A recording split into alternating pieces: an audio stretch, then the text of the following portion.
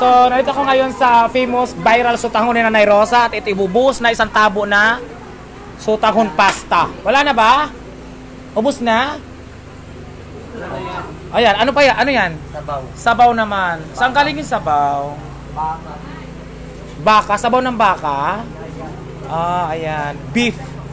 Ayan, oh. Iharap ko naman dito yung tabo. Tabo ba yan? Tinatabo ba ang sabaw dito? Hindi yung ginagamitan ng sandok. Tabo lang. Tabo lang. Saan yung ginagamit yung tabo? Sa sabaw lang. Okay. So, anong masasabi mo doon sa mga tawag dito?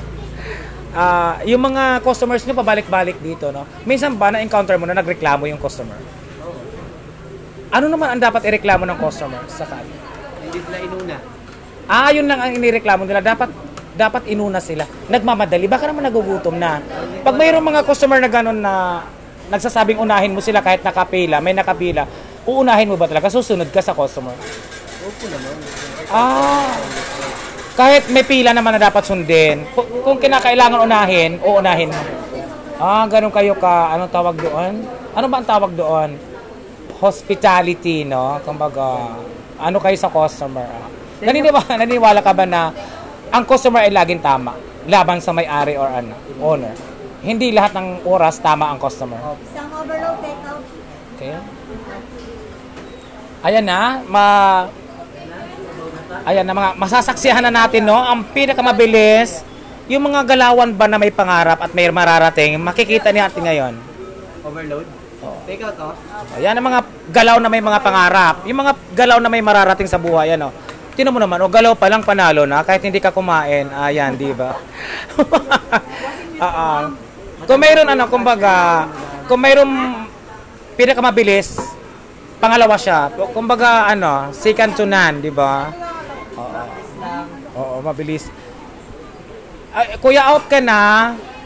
Hindi pa. Nag-break time ka rin. Nagbi-break time pala kayo dito. Yeah, nabigyan mo ko 25, Nagbi-break time din pala sila. Kailangan ba talaga mag-break time ang isang trabahador? Kailangan din namin kumuha ulit ng lakad. Ganun ba? Nakakapagod ba ang ganitong trabaho? Nagsasandok lang ng sutanghon? Nakakapagod. Alin ba mas nakakapagod? Yung ganitong trabaho, magtrabaho sa construction. Mas nakakapagod sa construction. Kung papipiliin ka, malaki ang sweldo sa construction kaysa dito, alin naman piliin mo? Sa construction o dito? Dito na lang. Okay.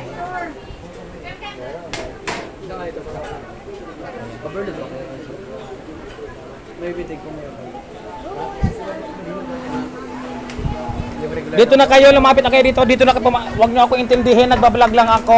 Hindi ako kasali sa pila. Ayan, na pagmamas na nakikita natin ang pinakamabilis kumilos, no? Yung mga galaw na may mga mararating sa buhay, galaw na may pangarap. Hindi katulad mo yung galaw mo ay parang galaw na walang pangarap. Yung mga nanonood dito, yung mga basher ko dito, no? So dito, masasaksihan natin yung mga galawan dito. Oo. Mabibilis gumalaw ang mga tao dito. Ano yun? Maliban ba sa pagsasandok, mabilis ka, di ba? Sa anong larangan ka pa mabilis, maliban sa pagsasandok? Mabilis? Oo.